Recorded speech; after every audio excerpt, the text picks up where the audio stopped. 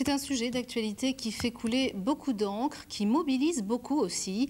L'Arlésienne, ou l'Observatoire des prix, pourtant promis par le gouvernement, n'a toujours pas vu le jour à La Réunion, alors que les Réunionnais sont dans l'attente d'une plus grande transparence en matière de coût de la vie. Difficile sans outils d'avoir donc des chiffres fiables, mais dans l'immobilier, il existe depuis un an, ne le sait pas assez, un Observatoire des prix créé par Olivier Paris, qui est notre invité ce soir. Monsieur, bonsoir. Bonsoir. Alors on connaît peu, voire pas du tout, votre structure. Quelle base de données avez-vous donc intégrée à cet observatoire des prix de l'immobilier?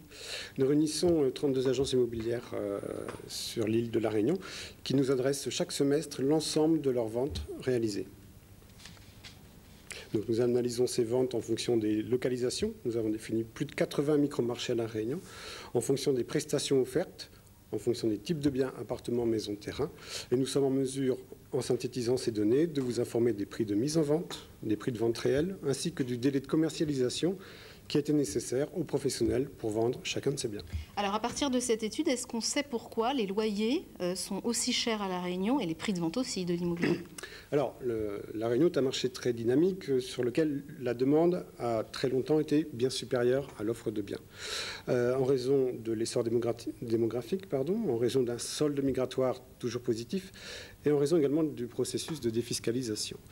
À chaque fois qu'un marché connaît une offre insuffisante par rapport à une demande, les prix augmentent. C'est ce qui s'est passé jusqu'à il y a un an et l'arrivée du chikungunya. Alors pour pouvoir acheter ou pour pouvoir louer, en clair, il faut avoir un pouvoir d'achat de plus en plus fort. Ça va être de plus en plus difficile de trouver des acquéreurs, non? Alors, un exemple concret, à Sainte-Marie, aujourd'hui, il est très difficile de trouver une maison inférieure à 350 000 euros. 350 000 euros sur 25 ans, ça correspond à 2 000 euros par mois de remboursement, ce qui nécessite un revenu mensuel net de 6 000 euros. Donc ça ne s'adresse qu'à une partie de la population.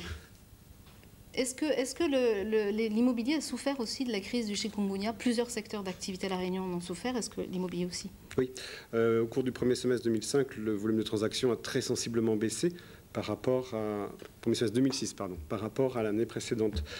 C'est ajouté pour le marché de l'Ouest le problème de la route littorale, qui a touché beaucoup les résidents à l'ouest qui travaillaient au nord ou à l'est. Donc il y a eu l'effet chic, l'effet route du littoral également. Plus l'effet de route du littoral à l'ouest, donc c'est un marché qui a particulièrement souffert. Ça ne s'est pas traduit par une baisse de prix, mais par une stabilisation des prix. Alors qu'est-ce qui s'est passé? En fait, les personnes ont vendu leur logement et viennent habiter sur Saint... ou alors ont quitté leur... Voilà, alors face à l'impossibilité de circuler, de se rendre à son travail en 3 quarts d'heure, eh bien les gens ont pour beaucoup décidé de vendre leur résidence de l'ouest pour s'installer près de leur travail, donc au nord ou à l'est. Alors très rapidement, on a des chiffres, on sait à peu près combien de personnes ont quitté l'Ouest? On connaît les chiffres de vente, mais on ne connaît pas le nombre de gens qui ont spécifiquement, à cause de la route littorale, vendu leurs biens à l'Ouest. Alors la défiscalisation, parlons-en, c'est un sujet aussi qui intéresse beaucoup les Réunionnais. Est-ce que c'est un produit encore intéressant? Est-ce que c'est intéressant pour acheter un logement? Alors la défiscalisation d'abord ne concerne que les logements neufs. L'ancien n'est pas concerné. Et la défiscalisation est très différente selon qu'on achète sa résidence principale ou un logement qu'on destine à louer. Indéniablement, c'est très intéressant pour l'investissement locatif, puisqu'on va pouvoir économiser de 40 à 64% de son investissement. Alors que le propriétaire qui achète pour sa propre résidence ne va défiscaliser que 25%, et ce sur 10 années. Donc l'intérêt n'est pas le même. L'intérêt n'est pas le même, oui. Selon que l'on achète pour soi ou que l'on achète pour louer. Merci beaucoup. Rappelons peut-être que vous avez un site internet très rapidement, s'il vous plaît. Opsimo.com, des informations juridiques et bien sûr les vrais prix du marché immobilier à La Réunion. Merci beaucoup d'être venu nous apporter votre éclairage sur ce sujet.